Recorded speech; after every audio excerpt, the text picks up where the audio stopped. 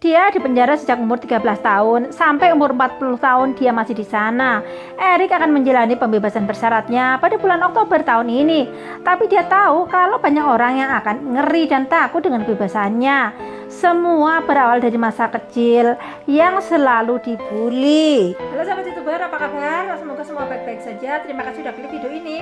Saya Mak Fakta hanya menyajikan yang fakta-fakta saja, bukan novel, bukan dongeng, dan bukan fiksi. Teman-teman, tanpa basa-basi, ayo kita simak. Di video kali ini saya akan mengisahkan tentang bocah yang karena kekenyangan dibully, dia sangat marah dan menumpahkan kemarahannya itu dengan membunuh bocah yang lain. Pelakunya namanya Eric Smith, dia lahir pada tanggal 22 Januari 1980. Korbannya namanya Derek Robbie yang berusia 4 tahun saat tahun 1993 di Stephen County, New York. Ibunya Eric bercerita pada Eric bahwa ayahnya meninggalkan ibu Eric saat Eric masih di dalam kandungan. Saat Eric lahir, sang ayah nggak mau ngakuin kalau Eric adalah anaknya. Walaupun tes DNA menyatakan kalau Eric adalah dari dagingnya. Hal itu diketahui Eric dari sang ibu dan berkali-kali sang ibu menceritakan hal itu. Hati Eric perih bila mengingat sang ayah yang tidak pernah ditemuinya. Hati Eric juga iri melihat anak-anak lain begitu dekat bermain dan asik dengan ayahnya. Eric sadar diri, dia beda dengan teman-teman yang lain. Di sekolah, Eric bukan termasuk pintar, bahkan sering tertinggal. Umur 13 tahun, Eric masih duduk di kelas 5 SD. Tubuhnya lebih pendek dan lebih kecil daripada anak-anak yang lain. Sang ibu menceritakan kondisi Eric seperti itu akibat dulu sang ibu minum obat epilepsi yang berbahaya buat janin saat Eric masih di dalam kandungan. Saat terlahir, kondisi Eric sudah seperti itu. Sebenarnya Eric punya ayah sambung bernama Ted Smith yang dinikahi oleh ibunya. Tapi Eric nggak suka dengan sang ayah angkat ini, sebab ayah sambung ini sering mukul dan menendangnya. Eric merasa tidak ada yang memperlakukannya dengan manis dimanapun dia berada. Orang-orang yang lebih besar, mereka sering membuli dan melecehkan hingga membuat Eric merasa makin frustasi. Perlakuan buruk juga diterima Eric dari teman-temannya yang badannya lebih besar di sekolah.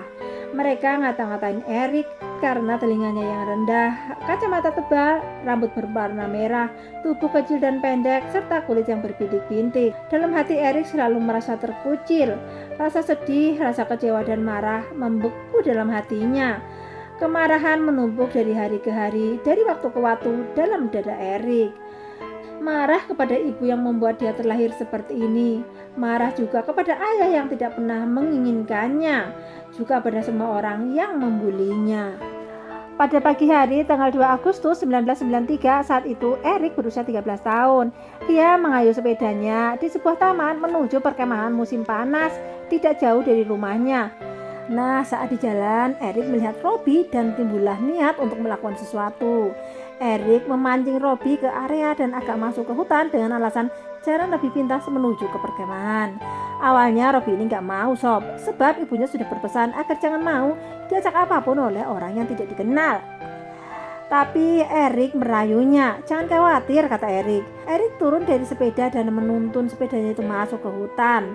Robbie mengikutinya di belakang. Tapi setelah agak masuk ke dalam hutan, di sana Eric mendorong tubuh Robbie sampai jatuh. Lalu Eric mencekik leher Robbie sekuat tenaga. Setelah Robbie terlihat lemas, Eric melepas tangannya, tapi Robbie masih berontak. Eric pun kembali mencekiknya sampai tangannya pegal. Lalu Eric mengambil roti isi yang ada di dalam tas Robbie dan memasukkannya dengan paksa ke mulut Robbie. Dia tidak mengira ternyata membunuh bocah tidaklah mudah. Beberapa saat kemudian Eric mengambil batu besar dan memukulkannya ke kepala Robbie beberapa kali. Eric juga memukulkan batu itu ke dadanya Robbie sampai tulang dadanya pun patah. Robbie pun diam gak bergerak lagi. Kepala Robbie bersimbah darah. Eric melanjutkan perbuatan sadisnya. Dia membalik tubuh Robbie, mengambil tongkat dan menusukkannya ke anus Robbie. Dia mengambil minuman jus merah dari tas Robbie dan menuangkannya ke atas tubuh Robbie yang sudah bersimbah darah. Tubuh Robbie yang saat itu mungkin sudah tewas memerah oleh darah dan jus buah. Setelah itu Eric pergi menaiki sepeda seolah gak terjadi apa-apa. Di siang itu Eric 3 kali mendatangi dan memandangi jasad Robbie. Jadi di sini Erik merasa sangat puas dengan hasil karyanya. Kejadian tragis yang menimpa Robi terjadi pada pagi hari jam 9.30. Lalu sekitar pukul 1 siang, ibunya Robi yang bernama Dorin pergi ke taman untuk menjemput Robi. Tempat seharusnya dia ada di sana. Tapi ibunya Robi ini kaget sebab ternyata semua orang yang dia tanyain mengatakan Robi nggak pernah datang ke camp tersebut. Seketika itu juga ibunya Robi sangat panik. Kabar hilangnya Robi pun langsung tersebar dalam waktu singkat. Masyarakat dan polisi pun membantu melakukan pencarian, termasuk Ted dan Erik pun ikut mencari Robi. Jam 4 sore jasad Robi ditemukan, masih dalam posisi semula. Maka gegerlah tempat itu. Polisi melarang kedua orang tua Robi untuk mendekat melihatnya, sebab kondisi jasad anak mereka sangatlah memprihatinkan, sangat buruk. Hasil autopsi mengungkapkan bahwa penyebab Robi tewas adalah benturan benda tumpul di kepala yang membuat pecahnya tulang tengkorak Robi. Tulang dadanya pun patah dan ada bekas cekikan di lehernya. Kasus pembunuhan itu pun menjadi berita utama nasional selama berhari-hari. Polisi pun bekerja ekstra keras melakukan investigasi, mencari hal sekecil apapun petunjuk. Penduduk setempat sangat ketakutan. Mereka berpendapat pembunuh itu adalah tetangga mereka, sebab nggak ada orang asing yang masuk ke wilayah mereka di hari Robi terbunuh. Siapapun dia masih berkeliaran bebas di luar. Polisi menanyai semua orang yang ada di sekitar taman saat hari naas itu, termasuk anak-anak. Ted dan Erik sama-sama ditanya juga oleh polisi. Saat itu Erik bertanya kepada tetangga, bagaimana kalau ternyata pembunuh Robi adalah anak-anak juga? Lalu si tetangga itu menjawab, kalau pembunuhnya masih anak-anak, pasti akan dibawa ke dokter jiwa. Erik tersenyum puas saat itu dan tetangga ini pun merasa ada yang gak beres dengan Erik. Bahkan tetangga nyaris mencurigai Erik. Di hadapan polisi, Erik sangat gembira menjawab semua pertanyaan polisi dengan sangat lugas. Jadi saat polisi tanya apakah dia melihat Robi pada hari itu, Erik menjawab tidak melihat Robi sama sekali. Tapi beberapa menit kemudian Erik merubah jawabannya. Dia mengaku melihat Robi, bahkan mampu menjelaskan dengan detail warna baju, celana, sepatu, bahkan tas beserta isinya yang dipakai oleh Robi di hari kejadian. Tentu saja polisi sangat kaget dengan penjelasan Erik yang sangat komplit. Lalu polisi pun bertanya, di mana Erik terakhir melihat Robi? Erik pun terdiam sejenak, lalu dengan suara bergetar, dengan wajah yang sangat tegang, dan dengan tangan yang terkepal, Erik pun menjawab, kalian pasti menyangka aku yang membunuhnya kan? Seperti itu jawaban Erik.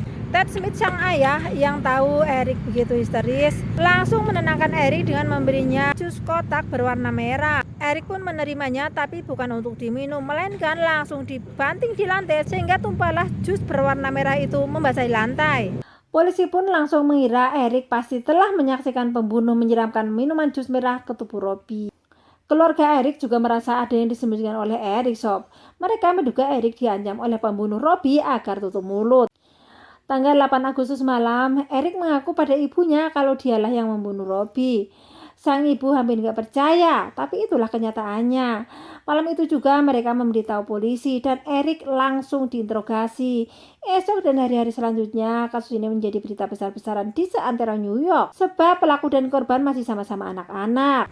Masyarakat menilai bahwa orang tua Erik tidak becus dalam mendidik anak sehingga anak menjadi pembunuh. Sebagian juga macam orang tua Robi, kok tega anak yang masih umur 4 tahun dibiarkan keluar sendiri.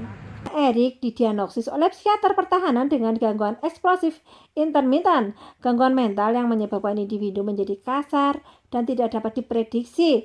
Tetapi ahli penuntutan mengatakan itu adalah gangguan yang langka dan jarang terlihat pada usia Erik.